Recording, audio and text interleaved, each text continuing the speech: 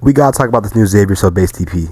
Make sure to like and subscribe if you haven't already. But if you aren't familiar with Xaviersobased, he's an underground rapper out of New York City. His music is very DIY as he's a producer rapper, similar to like Pierre Bourne or something like that. His niche is kind of like jerk rap, but he can do a lot of things with his production and his rapping styles. Especially his older stuff is more bordering on hyper pop, very auto-tuned vocals, hard to understand, but you can definitely vibe and get down with like the bass line of the song. The songs are very unique, and I think like he has the most interesting and the most unique sounding preset and just like general vocal sound in the underground. When he came in on that Shay album, you can tell for sure it was him. Like no one sounds like that. He almost sounds like he's just talking to you over the beat. Like his rap voice is definitely an acquired taste, but he's gotten to that voice over time. Before it was more hyperpop focused, now it's much more enunciated and just very clear. It's kind of hard to explain if you haven't heard it yourself. I recommend listening to like Crisp Dubs, for example. Very clear delivery, super enunciated words.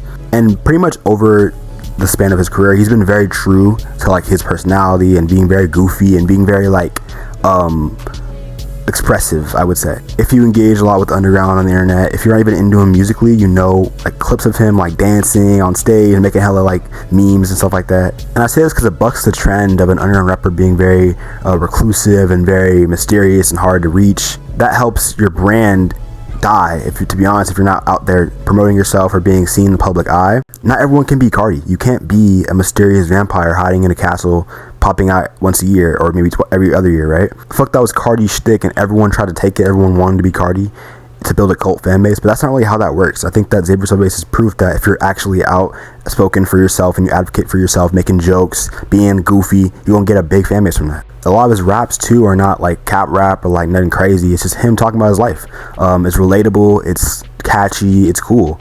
Like I can remember one of his earlier songs on Install, I think the first song in there, he said, walk about the corner store, I got something to eat. Like just something basic like that, where it's relatable, simple, and like catchy. He doesn't sound like he's trying to sound like anyone else. He's trying to sound like himself. And hearing him talk about his upbringing and understand being in the underground from a young age and knowing about underground rappers like, Cardi and stuff like that, but also being unique to himself and not trying to be a clone of those rappers and trying to become a Cardi clone or Uzi clone. But yeah, I turned on this EP with my friends last night. Super fun experience.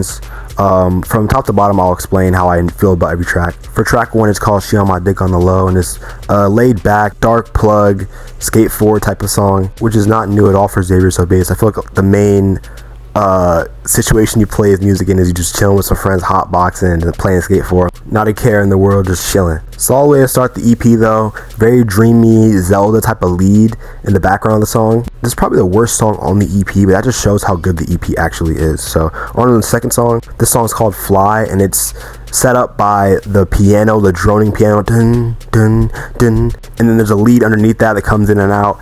But in general, it's just super nice, tightly produced track. It's pretty hard to listen to Xaviersobased and not kind of like bob your head just naturally. The music is just very danceable. It's like offbeat but on beat at the same time.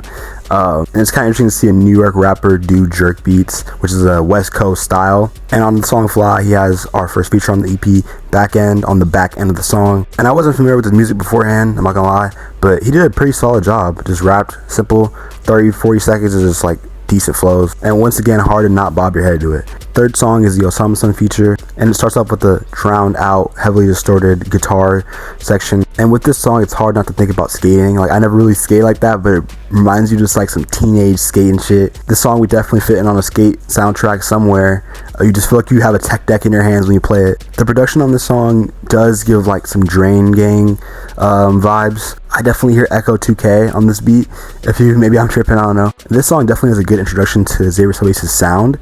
His preset obviously is super tight, sounds very solid, but it's really headphone music if anything. Like you want to play this in your headphones as you walk around. It's very atmospheric, very like dynamic, but it lacks distortion that you would hear on like an Osama Sun produced album or a Ken Carson produced album, where it's a lot of crunch and audio chaos. You could definitely chill to Xaviersobased music and be like taken away by all the layering and the small melodies in the back. But on to the fourth song, which is probably the best one. It's called Worth It. It's been very hyped up before it even dropped, because there's a part of this song which is like almost impossible to rap on, but he somehow finds a way to make it really catchy.